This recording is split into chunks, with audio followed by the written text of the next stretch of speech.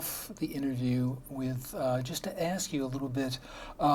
Prior to being the Dean of Libraries at the University of Florida, you were the first female to serve as the Superintendent of Documents for the GPO, and that really is a kind of a major achievement. I was wondering if you could tell us a little bit about that and how it's impacted your career. Well, it's definitely had a significant impact on my career. It was a wonderful position. Bruce James came in as the public printer and recruited me to come in as his Superintendent of Documents. And he was a really transformational leader. Came into an organization that was probably still operating in kind of the 1950s, and started consulting with them about how the agency should be run and trying to get them to engage in strategic planning, and was often getting responses back like, just tell us what you want us to do. You know, they just were not used to being consulted, to being engaged. Did a lot of change management programming with the senior managers to kind of bring people along, but he was himself an entrepreneur and had such interesting ideas and was so open to innovation and to trying new things and unafraid of risk. And so it was really, I can't imagine that I would have wanted to work there in the historic GPO as Superintendent of Documents, but it was a really wonderful experience to be there with him.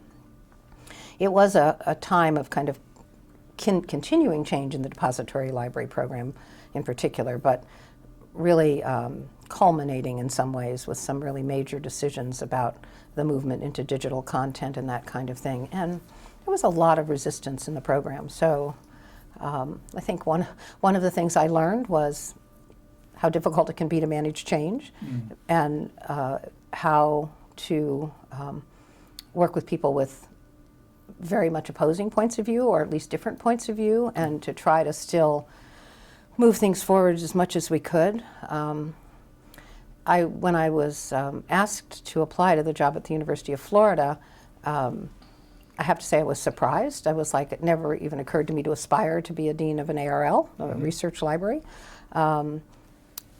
But after I came and interviewed, I thought, oh, I really want this job. This is going to be a really interesting job. And I have really loved every minute of it. I mean, UF is an amazing place to work, and we've just been able to do a lot of interesting things, even though we've weathered the recession together and all. And I do think a lot of what happened at GPO really prepared me. It's a very different kind of a bureaucracy, but you're going from a government bureaucracy into an academic bureaucracy.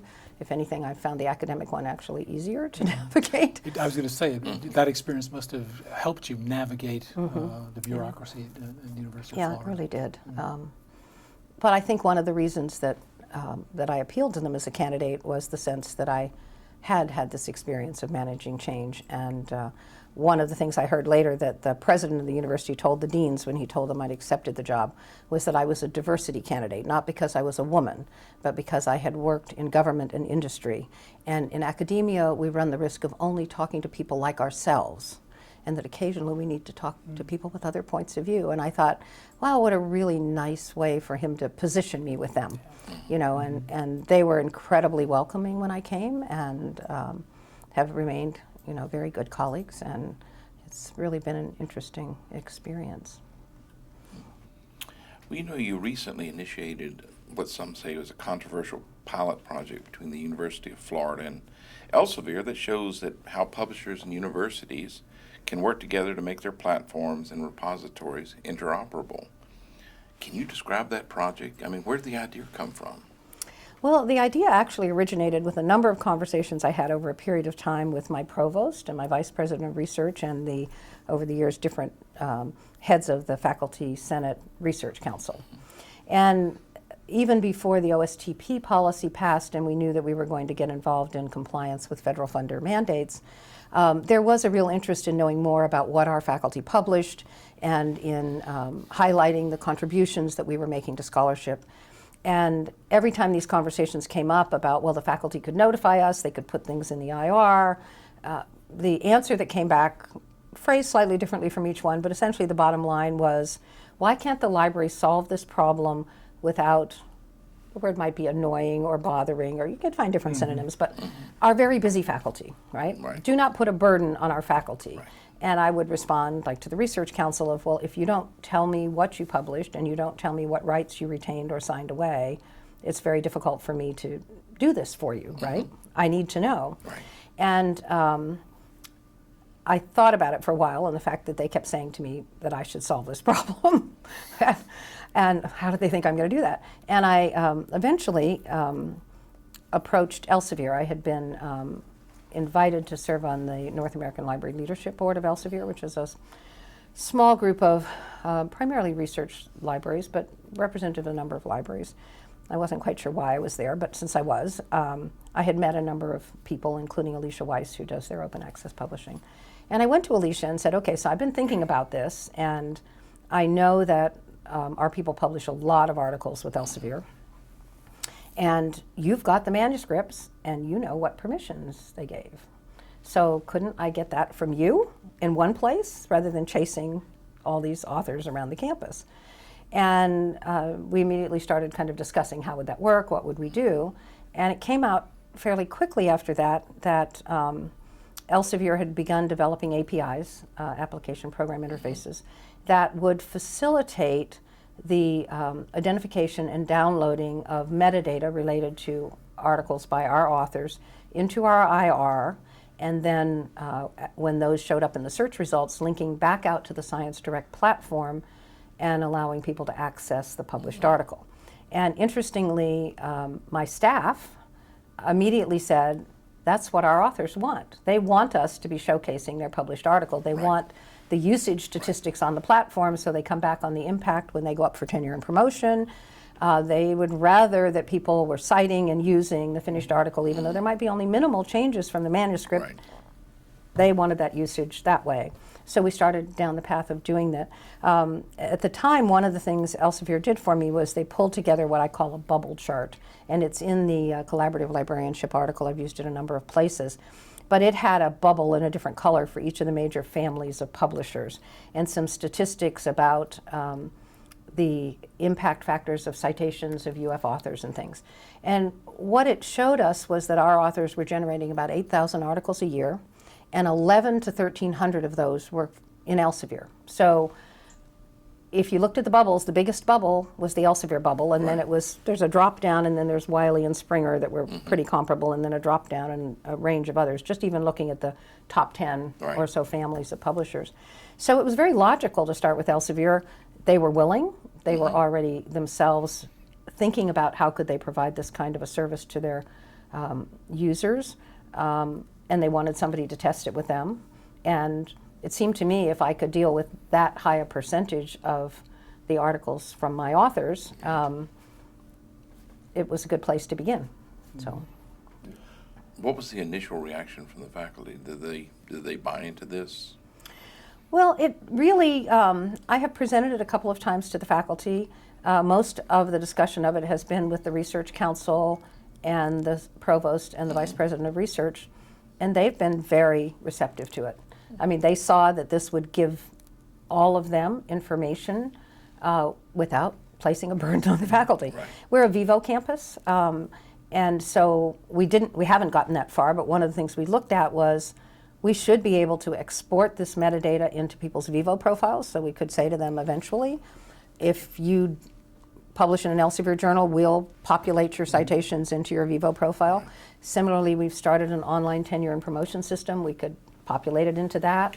As we began to think about compliance, we knew that the Office of Compliance in the Division of Sponsored Research was going to have a significant burden with the OSTP policy, and that there would have to be programming done to make use of this, but just the fact that they knew that Professor Jones or Professor Smith had published an article would put them one leg up.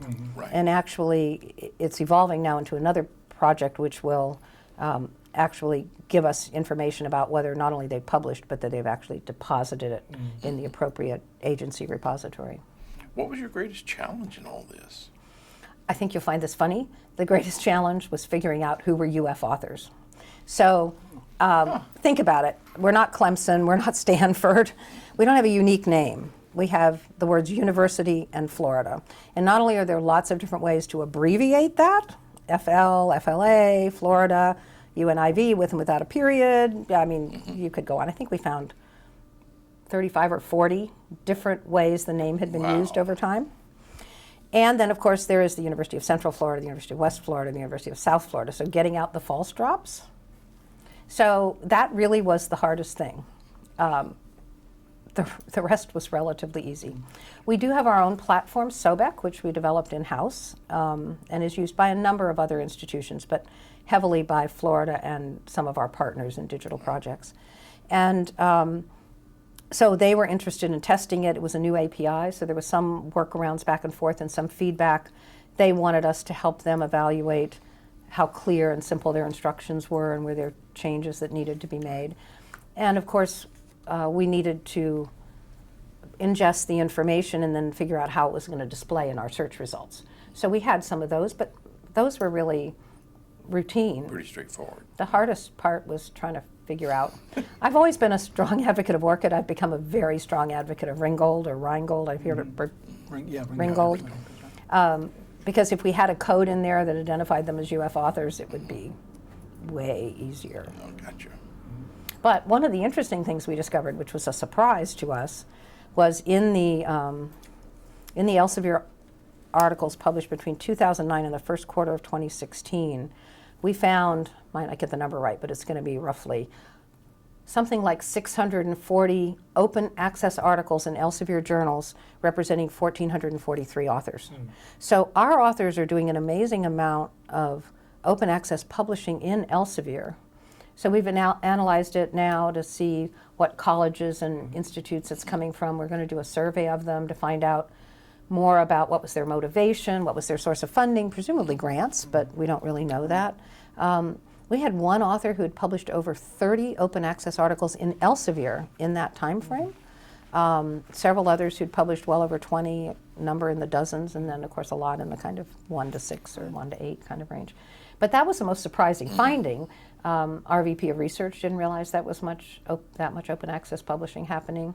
So we're really interested now in doing further research on that, but also extending the analysis deeper to understand better what's happening and why.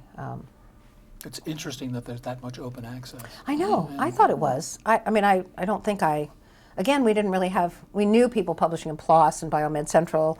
We were quite aware of that, but we hadn't previously tried to look at it specifically from Elsevier. It was sort of a side effect because we were flagging all the open access articles because we wanted every article in the search results that was an open access article to be clearly labeled as such, not just for people to know that they had access to it, but to know they had access because it was an open access article.